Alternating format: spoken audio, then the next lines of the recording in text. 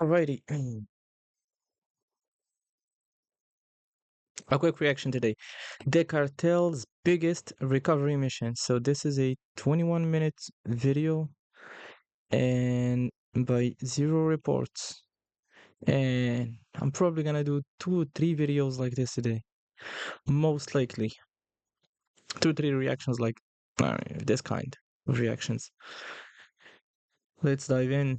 No time to waste. A quick reaction today. The cartel's biggest recovery mission. So this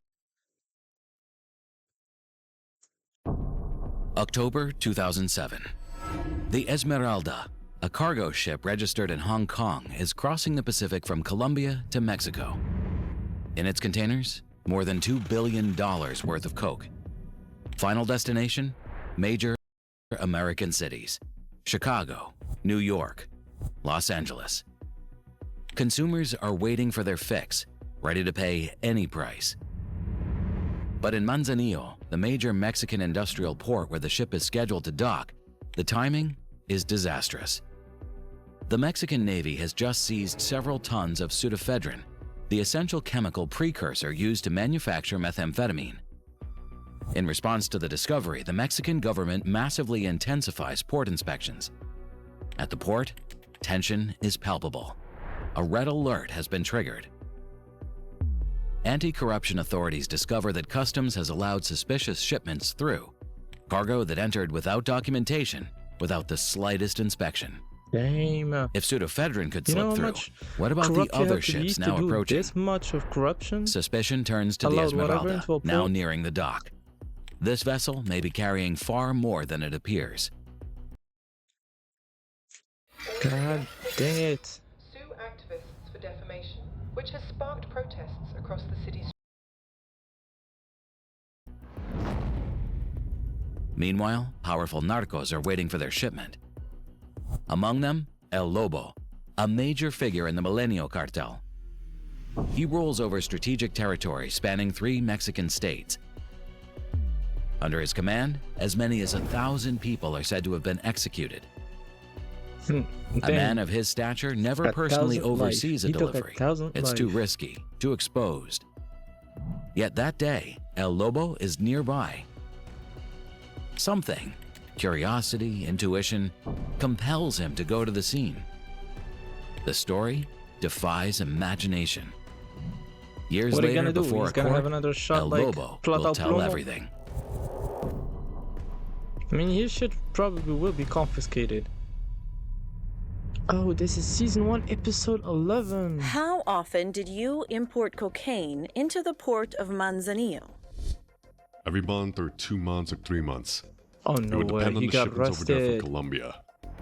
What steps did you take to ensure the security of the cargo you shipped into Manzanillo?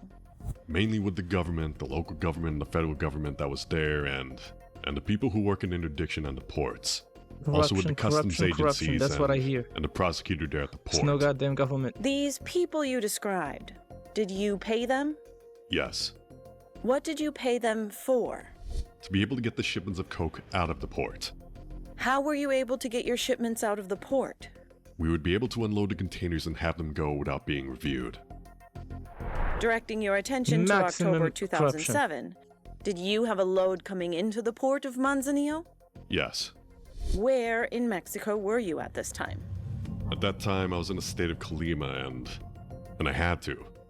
Well, I took advantage of the opportunity to go down there too. How much cocaine were you expecting? More than 10 tons. Where Oof. was it coming from? From Colombia. How much were these 10 10 tons motherfucking tons. worth to you? The investment was more than 30 million for just the product. How often did you personally go to Uncut, the port of pure shit. Manzanillo to collect your shipment? Street value is gonna be regularly. billions. That's what we had people there Not really, for. but The people that were in close. charge there at Colima and Manzanillo. So, why were you there this time? Well, at that time, I was close. We were expecting a very large shipment, and since I was close by, I took advantage of the opportunity and went over there to supervise it. And then you got El Lobo was arrested. expecting 10 tons of white powder, 5 times more than his usual deliveries. With his tight grip on the region and a well-established network of corrupt officials, nothing stood in his way. He could leverage that infrastructure to multiply volumes and maximize profits. Duh. Describe for the jury what happened with the 10-ton shipment from Colombia. When we were there, we realized that Oh, so this Comandante was is also there and he was expecting a different container with prosecution. ephedrine. They had difficulties with it. They weren't able to get it, and so it was the shipment was seized right there at the port. Good shit. Caminante Finally. worked for the Sinaloa cartel. The pseudoephedrine intercepted by the Probably Marines, saved. If it that belonged shit to them. gets destroyed, probably saved This cartel counted Arturo thousands Beltran Leyva among its leaders, of lives. one of the most formidable figures in Mexico at the time.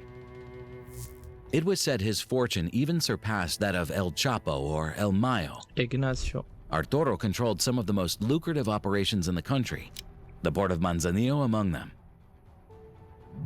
El Lobo worked closely with Arturo and the Sinaloa network. Their relationship was solid. And we were waiting there for our This is what the shipment. government hates. But because of that organized other crime. container, there was more of a red alert at the port. It's organized And for we a reason. realized as we were waiting there for that ship that on the same ship there was a different container coming with another 10 tons for Arturo. Let's just break that down for a Right, minute. that's not good. Who was Caminante? That poor. Comandante was a worker of Arturo's and he was in charge of Suppose- Guadalajara, but he was also in charge of receiving shipments in Manzanillo for Hold him. on. Who did the ephedrine belong to? So, It was Arturo's. It was the Sinaloa cartels. And this shipment for Arturo that So was one coming in, port- how much coke was that? It was also more than 10 tons. How many tons were on that ship carrying your cargo in total? There were more than 20 tons of coke. They were on the ship when we realized it. damn. And here was the problem. So he's Arturo also had a shipment on that vessel.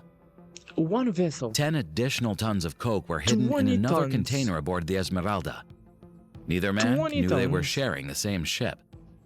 One ship. What was your reaction when you realized that your 10 tons A US and attorney. Arturo's 10 tons So he got were on the deported. same ship? To be, Well, my to be- reaction to be- was to that I be, should have been told beforehand, because if Arturo had a shipment on the same have his boat or trial the same in the ship, States. then it would have been better to wait, because if one of the shipments had been seized, then the other would have Well, been too. Deported. Extradite, not If we had deported. known that Arturo had a shipment on that ship, we would have waited for a couple weeks or more to wait to bring the coke. What happened next? We started to get worried because all eyes were on the port of Manzanillo, and the people that we had made arrangements with there in the Only state of time the Colima US told government us is that gonna we had to extradite wait. someone from the We had to country wait for things is to to cool be down because the Marines were already there. judged and put What in were the a Marines doing maximum there? security prison, like There was El a Marines Chapo. presence at the port and they were conducting more checks of all the containers before they went out of the port. So had your drugs arrived into the port at this point? Yes, the drugs were at the port, the ship was there, and the containers were getting unloaded from the ship. They were desperately searching for ways to bypass the tightened inspections. You can't. Corrupt customs cooked. officials could no longer help them, and tension was rising. Buddy, you're more Nothing than was cooked. guaranteed. The group explored several options, removing the container via the port's industrial rail line or swapping it out for another. They had to act fast before the Marines got their hands on it. El Lobo then contacted El Rey, an influential figure in the Mexican Sinaloa Marines. cartel, the brother of El Mayo Zambada, so. one of the cartel's top bosses, who had numerous corrupt contacts in the capital. But even he could do nothing. So From this that is moment in on, Mexico. El Lobo and Arturo communicated regularly. They were in the same boat, both literally I think so. and figuratively. Yeah. What steps did Arturo take to But recover the the trial drugs? is in the States. Arturo was taking his own This is measures, confusing. like trying to swap that. But then after that, he called me and said had already talked to licenciados that we would have help. What do you mean, swap the drugs? Well, to try to put in some similar drugs or lower quality drugs. Were you able to do that? No, we weren't able to. You mentioned that Arturo said he contacted the licenciados. Who are the licenciados? Yes, referring to Garcia Luna and the high government officials. As Secretary of Public Security beginning in 2006, Garcia Luna wielded immense power. He controlled the entire Mexican federal police force as well as the ports, airports, and highways. He embodied President Calderon's war on drugs. In the United States, no comparable position concentrates that much authority. As a member of the presidential cabinet, he commanded tens of thousands of officers. Yet throughout this entire period, Garcia Luna was secretly on the Sinaloa cartel's payroll. The sums he received were so large that, according to testimony, during a meeting at a remote ranch with several Sinaloa leaders, he reportedly warned them that he could no longer accept cash temporarily. He was receiving too much money to launder it quickly enough. Paradoxically, he was widely seen as the chief architect of Mexico's war on drugs and enjoyed strong support from Washington, which viewed him as a trusted ally, probably the United States' most strategic Mexican partner. Motherfucker was playing both Yet the man sides. tasked with leading this transformation was secretly working for the very cartel he claimed to be fighting. Obviously. It stands as one of the most spectacular intelligence failures in the American war against the cartels. At the time, no one knew, or at least, it was not yet a major concern. Anyway, Arturo, remember him? He was the one who maintained direct contact with Garcia Luna's team. What happened after Arturo contacted the licenciados? Arturo told me I shouldn't worry about it. They were going to manage this directly from the capital city. They were going to send a group over there. What happened next? He said we had to pay $10 million, that we had to put in $5 million, and then when the containers were released, we would pay the other $5 million. Did you pay the $5 million? Yes, I had sent over the $5 million so that I could make sure that the containers would be handed over. And what happened after you paid the $5 million to El Licenciados? Once we made the payment, we were just waiting for the containers to be recovered. And things kept heating up over there. And it came to the point where they seized Arturo's first container. Who seized Arturo's first container? Well, the Marines and all the other officials that were there in the port, they had seized it. What happened after Arturo's container was seized? Well, we all had hoped that the other container could still be rescued. That by having seized that one container, things were going to calm down. What happened with the second container? Well, about 2 days later, they found the other container and it was seized as well. The seizure totaled more than 23 tons of coke, a record in Mexico and one of the largest ever made anywhere in the world at that time. That's what I was going to The say. Navy claims This it is has the actively biggest pursued the case since the beginning. bust of history. Previously alerted by the in the world pseudoephedrine of seizure drugs and and breakdowns crime. in customs oversight, officials noticed anomalies in the documentation for certain containers aboard the Esmeralda, even though those same customs authorities had approved them. The Navy deployed a special anti-corruption unit to the port to intercept traffickers. In Mexico, the Marines enjoy a stronger reputation than local or federal police. They're considered less corrupt. In total, 6 containers were flagged for The inspection. one thing, if the In addition to controls by the thousands same of boxes guy, of soap, 2 of them contained something 'cause that's very military. different. He One control- belonged to he El controls Lobo, the Policía other to Federal. Arturo. On the ground, the Marines led the operation, supported by the federal police. That same federal police force, headed by Garcia Luna, was supposed to facilitate Exactly. recovery of the cargo for the cartel, This is what I'm but saying. things did not go as planned. But they won't be Because able the to do real it 'cause problem had the come from Marines- elsewhere from the very beginning, a critical factor no one suspected. In reality, the information came from the DEA. The Americans had alerted Shit. their Mexican counterparts. Agent Adrián So the Ibanez later DEA testified at trial about what happened. I want to direct you to October of 2007. What think position DEA did got you the hold with DEA Intel then? from the At Colombian that time, side. I was an intelligence research specialist assigned to the Guadalajara, only way. Mexico, resident But, office for the DEA. Okay. What parts of Mexico did the DEA Guadalajara office cover? We covered the states of Jalisco, Colima, and Aguascalientes. In that month, did the DEA take action with respect to the port of Manzanillo? Yes, we received a tip from our DEA Tijuana office of a large amount of cocaine at the port. We were provided with some container numbers. I then did research on those container numbers. There are some maritime databases. Discovered that they were at the port of Manzanillo, and they arrived via cargo ship Esmeralda. Once you got the tip and did the investigation, what did you do? We passed information off to our Mexican federal police counterparts at the port of Manzanillo. Was that information sensitive? It was sensitive because it was actionable information. In other you're words, not gonna any do shit leak about could it. cause the operation to fail.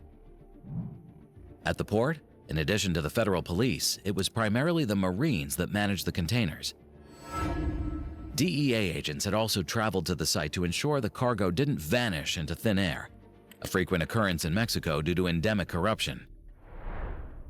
According to the DEA, But they their have no intelligence authority pointed to there. Arturo Beltran Leiva's faction as the likely owner of the coke, an assessment that proved accurate. 20 tons, baby. I want 20 to now fucking direct tons. you on or about October 31st of 2007. What happened that day? We were informed by our Mexican counterparts that they did detect coke concealed within those containers. We had agents at the port at the time. When you say you had agents at the port, did DEA agents go to the port of Manzanillo? Yes, ma'am. Why did they go? It was customary whenever a seizure was about to take place, we would send agents to the port, in a sense to apply pressure, to let them know we were the Mexico government, that we were interested in what was going on, and that we wanted to make sure that they searched the container properly. Why was it important in your experience to apply pressure? We had other incidents in the past where if we didn't apply pressure, or if we didn't go to the site to help oversee the interdiction, or to be there to observe it, then we're not sure if it would happen. It was hit or miss. The containers were inspected and sealed at the port under heavy surveillance as authorities decided what to do next. But the cartels weren't going to give up so easily. Remember that El Lobo had paid $5 million in bribes to Garcia Luna to resolve the problem. He expected concrete results. Shortly not gonna get thereafter, it. a decisive meeting took place in Cuernavaca Is he at accepting Arturo's that $5 country million? residence. He El signed Lobo his arrived with his death team. sentence. Also present were members of Arturo's organization, his brother Because he's not gonna be Hector, able to the give man with back strong that- political connections, that, as well as a key lieutenant nicknamed La Barbie. At the center of the discussions was understanding what had gone wrong at the The only way port, to get him back but above after the all, finding a Marines came in, solution to DEA deal with is the by Colombians. force. In this world, you're not gonna Colombian go against the suppliers almost Marines. always I mean, deliver yeah. their merchandise You're on a fucking credit, cartel. Yeah, a you proven have the system power. in which Have Mexican the men, you cartels have the- first move the product, But I mean, that's pocket the army. profits, and then settle their debt. Payment always comes with a delay, but it has become standard practice in this business. It's essential to understand that the Mexicans have radically transformed their role. Once mere intermediaries, they now fully dominate the trafficking business, relegating the Colombians to the sole role of producers within their own territory. Man, you know who made this possible? It was Back to the meeting.